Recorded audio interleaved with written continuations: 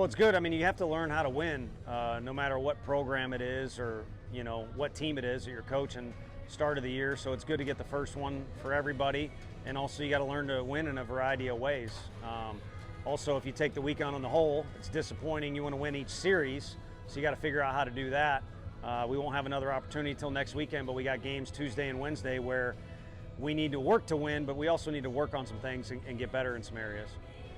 You said about Drew's start, it was perfect for the first 11 batters, I think, and looked like he was really on it. Yeah, he kind of calmed the storm a little bit. I mean, we needed something today, whether it be an early run or a strong pregame or good energy, you name it. But what we got was a really solid start, which is kind of the theme when he gets the ball. And he had good presence too, because they were in it. Obviously they want to win the game, and they had a little extra energy going over there. And the fact he had a calming presence, I think, affected our team. How big was it for Blake to kind of ignite the bats there in the fourth inning with that triple? Yeah, you're kind of waiting for something to happen sometimes on offense, and it takes two to tango. We've seen some really good pitchers. We've shot ourselves in the foot a little bit too. But when he hits a ball like that in a park this big, it gets the whole dugout inside it. It's kind of like a big dunk in basketball. It truly does shift the momentum a little bit, but you got to capitalize on it too, which fortunately we were able to do at the plate. I think the bases were loaded. There was one out. Zach Joyce came on, back-to-back strikeouts to get Tennessee kind of out of that jam there.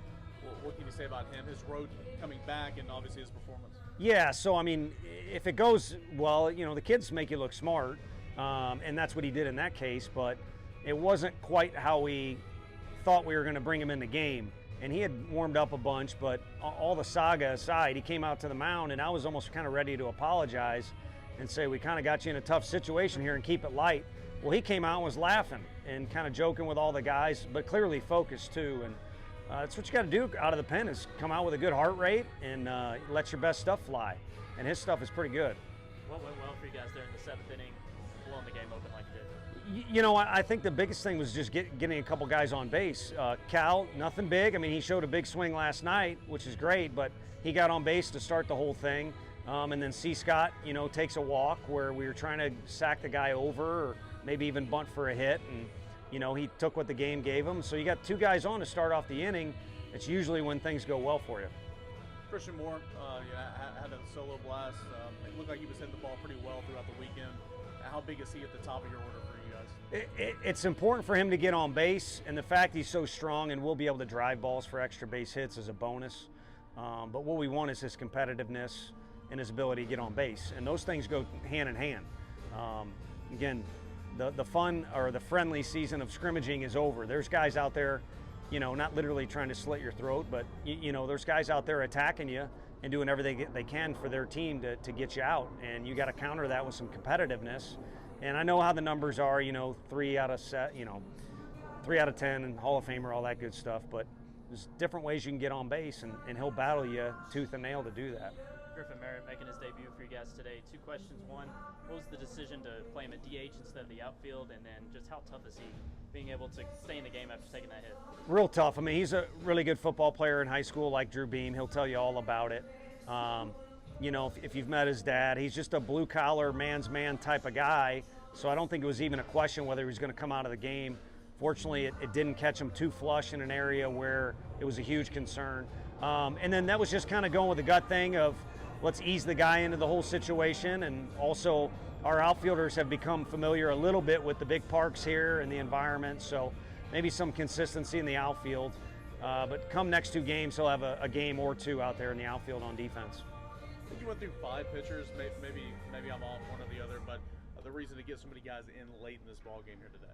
I think because of Halvey and Lindsey and Doe didn't throw his best, and Burns wanted to take a pitch back, but it's a deep staff, and some guys threw really well, so all of a sudden the weekend's almost over and the innings are shrinking. And again, I don't want to get exposed over here and get too caught up in getting guys involved in the game, but it's not like we're bringing in weak arms.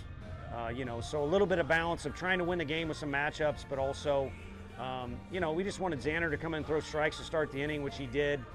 And then, fortunately the way it worked out, we kept a 0 on the board, but also got several guys involved. And we're always going to do that at the beginning of the year. Mabry said it to me, It was his freshman year when we were out there trying to make sure he gets his feet under him, and it's good for some of these guys to get that first outing out of the way. Two more guys. Is Xander a guy that you think you can throw on the weekends at the bullpen? Yeah, I do, for sure. Everyone knows he can start for us, and the fact he's a year older, a little bit more mature, and is, kind of developed his off speed a little bit better. I don't see why he can't transition to a weekend starter if we need him, but also being out of the pen maybe kind of complements Kirby. Kirby and Red were the 1-2 punch down there of kind of that style of lefty last year, and Xander's as crafty as it gets, so maybe he's a compliment down there, but we're still trying to figure out what we got and what we don't have, and unfortunately we're going home with some ideas on what we don't have or what we need to get better at. And fortunately, another good Vol crowd, and we got them one win, but we're just as hungry as they are for more. Speaking of the crowd, just looking at this weekend as a whole, how much different is it opening the season, in a place like this rather than just in Knoxville? It's different. The more comfortable thing is to have a non-conference opponent at home, but we got invited to this tournament, didn't want to say no.